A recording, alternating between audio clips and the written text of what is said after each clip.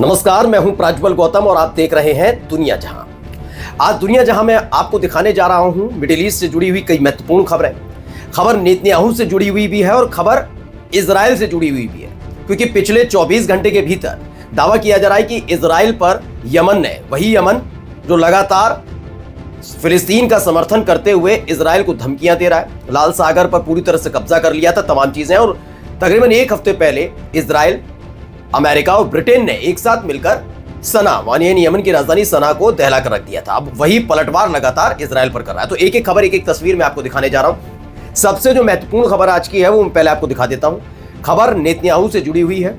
Netanyahu कई मोर्चों पर पहले से ही घिरे हुए हैं। हर कोई जानता है कि जो पिछले साल 7 अक्टूबर को हमास ने अटैक किया और उसके बाद से अमेरिका का साथ, पश्चिमी देशों का साथ तो जरूर मिला, लेकिन उसके साथ साथ कई और घटनाक्रम तेजी के साथ घटे।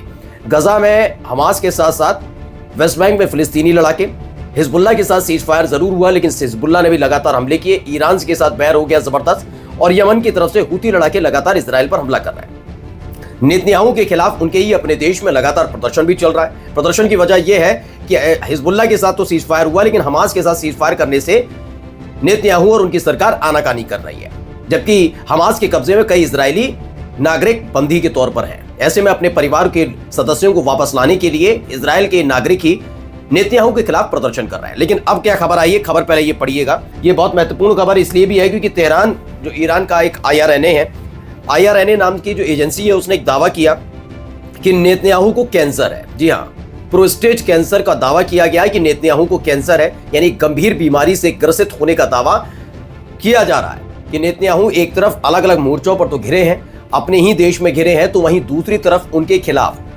लगातार अलग अलग अदालतों में मामले चल रहे हैं और अब वो गंभीर बीमारी से जूझ रहे हैं। खबर है कि प्रोस्टेट कैंसर से वो ग्रसित हैं और उसके इलाज के लिए वो लगातार अस्पतालों के चक्कर काट रहे हैं। पढ़ सकते हैं, इसमें लिखा भी है।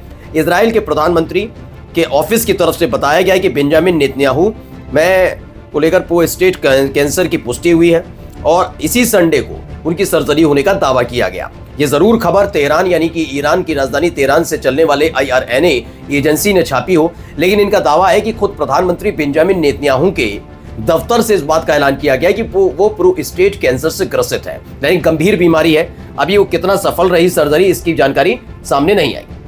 चलिए अगली खबर में कुछ चीजें दिखा देता हूँ। ये एक मैंने जो बताया कि हुती लड़ाकू की तरफ से, यानी यमन की तरफ से एक बड़ा अटैक किया गया, उसकी तस्वीर आप देख सकते हैं। ये तस्वीर निकलकर वहां से सामने आई है। बिखरा हुआ सामान, मलबा पड़ा हुआ है, यानी एक बड़ा हमला किया गया है, दावा किया गया है। ये यरूशलेम की तस्वीर है। यरूशलेम में भी हमला हुआ और तेल अवीव में भी हमला हुआ, ऐसा दावा किया गया है। बताया गया है कि बड़े बड़े हमले वहां पर किए गए।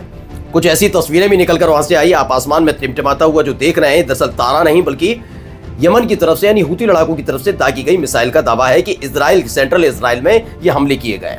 कई और तस्वीरें, खबरें भी निकल कर आई, ये भी देखिए वीडियो। इसमें भी दावा किया गया कि सेंट्रल इजराइल पर यमन की तरफ से हमला हुआ है और कुछ ऐसी दावे की पुष्टि इजराइल की मीडिया भी करती नजर आई कि हाँ, कि यमन की तरफ से हमले जरूर हुए, लेकिन हमारी जो अमेरिका की तरफ से थर्ड एयर डिफेंस सिस्टम है, उसने इन बैलिस्टिक मिसाइल्स को रोकने का काम किया। ये दावा इजराइल की तरफ से किया जा रहा है, लेकिन यमन कह रहा है कि हमने बहुत हमले किए और उसकी कुछ तस्वीरें भी निकलकर सामने आती हैं। ये देखिए, मैंने आपको थोड़ी देर पहले जो तस्वीर दिखाई, उसका दूसरा भी आप तस्वीर देख सकते हैं। वहां पर ये बिखरा पड़ा हुआ सामान। एक और तस्वीर है जिसमें आप वीडियो में आप देख सकते हैं कि धुआं उठ रहा है। अब जब हमला होता है तो कहीं ना कहीं उसकी मिसाइल अगर गिरती है तो ऐसे ही धुआं उठता हुआ नजर आता है। कितना नुकसान इजराइल को हुआ, तेल अवीव में, यरूशलेम में कितना नुकसान हुआ, इसकी अभी पुष्टि नहीं हो पाई है, क्योंकि यमन कह रहा है कि हमारा जो ऑपरेशन था तेल अवीव और यरूशलेम पर हमले का, वो पूरी तरह से कामयाब रहा। लेकिन दूसरी तरफ ये भी देखने को मिल रहा है कि इजराइल दावा कर रहा है कि हमने जो 2 बैलिस्टिक मिसाइल थी यमन की तरफ से दागी गई थी, उसने उसे अपने एयर डिफेंस सिस्टम से मार गिराया है। तो दोनों ही तरफ से अपने अपने दावे किए जा रहे हैं। ये देखिए वीडियो जरा दिखा रहा हूं, भगदड़ का माहौल आप देख रहे होंगे, सायरन लगातार बज रहा है। ये वीडियो निकल कर आई है इजराइल से। इजराइल में बेन गुरियन एयरपोर्ट है। यहां से अभी पिछले इसी दिसंबर का अगर जिक्र किया जाए, ये तीसरी या चौथी दफा है जब इस तरह के सायरन बजे।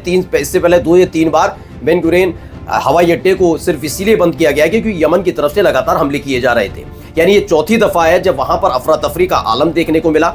वहां पर लोग भागते हुए नजर आए और कहीं सुरक्षित स्थान पर छिपने की कोशिश करते नजर आए। यानी सायरन लगातार बज रहा है। और सायरन कब बजता है? जब कोई दूसरा देश जहां पर एयर डिफेंस सिस्टम वगैरह से लैस कोई देश है उस पर कोई हमला होता है, चाहे वो ड्रोन से हो, चाहे वो बैलिस्टिक मिसाइल से हो या फिर रॉकेट से हो, कुछ भी हो, अगर हवा से उड़ता हुआ मतलब एयर स्ट्राइक कहीं से की जाती है तो उसे इंटरसेप्ट करके फौरन ही सबसे पहले सायरन बजने लग जाते हैं। तो कुछ ऐसे ही हालात इजराइल के अंदर देखने को मिल रहे हैं। लेकिन एक वीडियो ये भी निकल कर आई, इसमें आप देख सकते हैं लिखा है था इंटरसेप्शन, यानी कि इंटरसेप्ट किया गया है, जो दावा लगातार इजराइल की तरफ से किया गया। तो इजराइल ने अपनी तरफ से वीडियो जारी की कि देखिए जो दावा यमन कर रहा है कि हमने हमला किया, भारी नुकसान तेल अवीव यरूशलेम में पहुंचा है, ऐसा नहीं है। हमने पूरी तरह से यमन के हमले को नेस्तनाबूद कर दिया, यानी कि उसे उनके हमले का कोई खास असर नहीं पड़ा। हमने इंटरसेप्ट किया और आसमान में ही उनकी मिसाइल मार गिराई है। इस तरह के अलग अलग दावे किए गए हैं। तो कुल मिलाकर अभी तक की यही खबर है कि एक तरफ नेतन्याहू अपनी बीमारी से ग्रसित हो रहे चल रहे हैं, सर्जरी का दावा किया गया। अब सर्जरी सक्सेसफुल हुई या नहीं हुई उसका जानकारी नहीं निकल कर आई, जैसी आएगी आपको बताएंगे। लेकिन दूसरी तरफ ये भी है कि यमन लगातार इजराइल पर अटैक कर रहा है। पहले वो तेल अवीव पर सिर्फ अटैक कर रहा था, लेकिन अब खबर यह है कि उसने यरूशलेम पर भी अटैक करना शुरू कर दिया है। नमस्कार।